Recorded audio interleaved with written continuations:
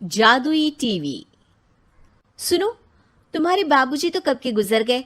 अब उनका जो सामान है वो पड़े पड़े कबाड़ा हो रहा है। बेच ही दो, कुछ पैसे आ जाएंगे। बात तो सही है। अगले संडे फुर्सत में यही करेंगे। अगले संडे रोहित सारा सामान कबाड़ी को घर बुला के दे देता है। तभी उसकी नजर बाबूजी की पुरानी टीवी पर जाती है, जो इतने सालों तक कूड़े में पड़ी थी, फिर भी चमचमा रही थी। टीवी तो देखो, जैसे एकदम नई हो। हाँ, बाबूजी को टीवी देखना बहुत पसंद था। उनका सपना था कि वो टीवी पे आए। एक बार मौका भी था जब वो अपने गांव के गाने सुनाने किसी चैनल पर जाने वाले थे, पर मैं और मेरा भाई लड़ पड़े और बाबूजी को घर पर ही रुकना पड़ा। चला के देखें क्या? हाँ हाँ, क्यों नहीं, देख लेते हैं। पर शायद ही चले। बाबूजी ने उस लड़ाई के दिन के बाद टीवी देखना ही छोड़ दिया था। टीवी चालू करने के लिए उसमें केबल वायर लगा दिया जाता है। एक न्यूज चैनल चालू हो जाती है। स्वर्ग की सीढ़ी के रास्ते हैं तीन, तीनों के तीन रास्ते हैं संगीन। पहला रास्ता है सांप की बीन, दूसरा रास्ता घर में बिछा कालीन, तीसरा रास्ता कलकत्ता से चीन। ये क्या बकवास खबर है, कुछ अच्छा लगा दो। अरे आप बोलो तो सही, कोई अच्छी खबर सुना देता हूं। मेरा तो काम ही खबर देना है। अरे बाप रे, टीवी बात कर रही है। हाँ, ये न्यूज वाला मुझसे। हाँ हाँ, आपसे ही तो बात करूंगा ना, आपके घर में हूं तो। अरे, ये सपना है क्या? तुम हमसे बात नहीं कर सकते? अरे सपना नहीं भाई साहब, ये टीवी जादुई टीवी है। बोलो, क्या खबर सुननी है, वरना ब्रेक लेने का टाइम आ जाएगा। सुप्रिया घबरा के टीवी बंद कर देती है। वो क्या था? अरे एक बार और चालू करके देखे, फिर से बात करेगा तो चैनल बदल देंगे।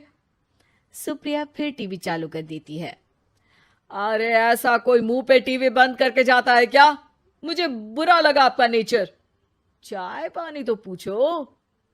सुप्रिया टीवी के बटन से चैनल बदल देती है। अब टीवी पर एक फिल्म चल रही है। अरे ये तो सूर्यवंशम है ना? हाँ, और ये ठाकुर को जहर की खीर दे दी और उसको पता भी नहीं है।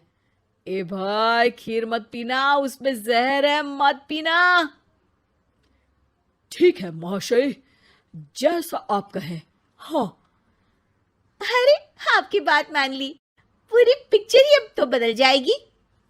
मतलब ये सच में जादुई टीवी है? तभी वहां कबाड़ी आ जाता है। भैया, टीवी के 150 रुपए दूंगा, चलेगा?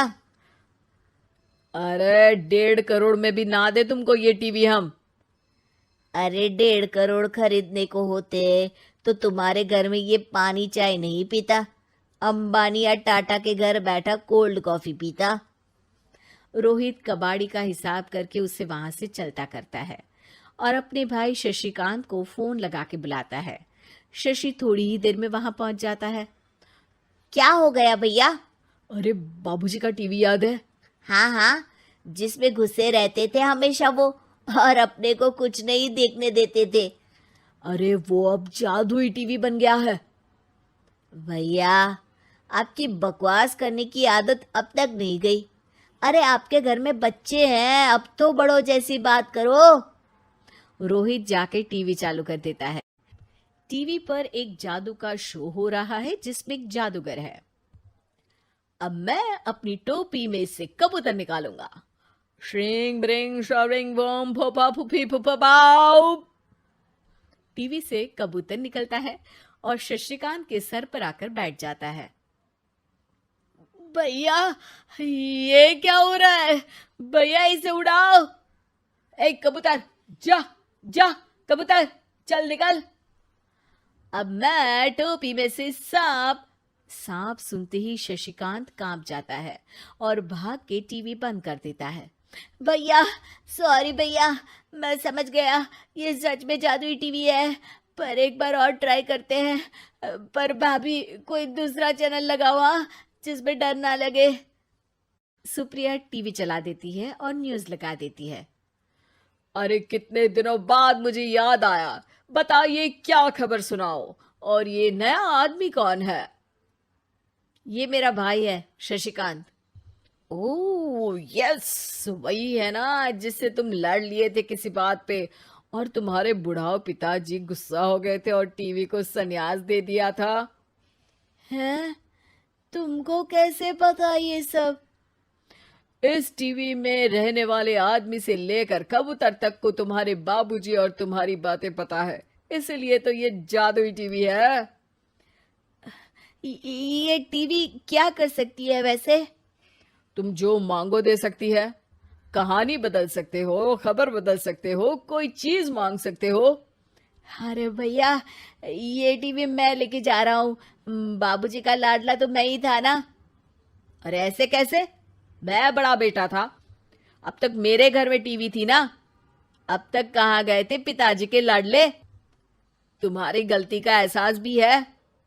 अरे भैया, ज्यादा ना बोलो वरना भूल गए आपके दांत तोड़ दिए थे मैंने उस लड़ाई में। मेरी बीवी के सामने मेरी बेइज्जती करता है। रुक। दोनों भाई हाथापाई पे उतर जाते हैं। रुक, बताता हूं तुझे कि कौन बड़ा है। अरे छोटे का दम तो देख लीजिए आप। ये खबर आपके बाबूजी को देता हूं। तभी टीवी अचानक बंद हो जाता है। अरे शायद टीवी नाराज हो गया। और लड़ लो, आए बड़े खली बनने। टीवी से एक तेज रोशनी निकलती है और टीवी में बाबूजी दिखाई देते हैं। बापूजी आप? इतना चकरा क्यों रहा है? अपने बाप को नहीं पहचानता क्या? ये तो ऐसा ही है बाबूजी। प्रणाम बाबूजी। अरे चुप कर, तुम दोनों ही उल्टे हो। तुम्हारी वजह से मैंने टीवी में आने के सपने को छोड़ दिया, तुम्हारी लड़ाई की वजह से। और तो और, जितना मैं अपनी बीवी को नहीं देखता था उतना टीवी को देखता था, वो भी छोड़ दिया तुम दोनों की लड़ाई की वजह से। और अब मरने के बाद जब मैंने टीवी को जादुई टीवी बना दिया तो भी तुम इसका फल लेने की जगह लड़ रहे हो। अरे तुम तो लायक ही नहीं हो। अब तुमको बाबा जी का ठुल्लू भी नहीं मिलेगा। बाबूजी चले जाते हैं। टीवी बंद हो जाता है। रोहित और शशिकांत गिड़गिड़ा के टीवी के सामने हाथ जोड़ के बाबूजी को बुलाते हैं, पर टीवी सिर्फ धुआं निकालता रहता है।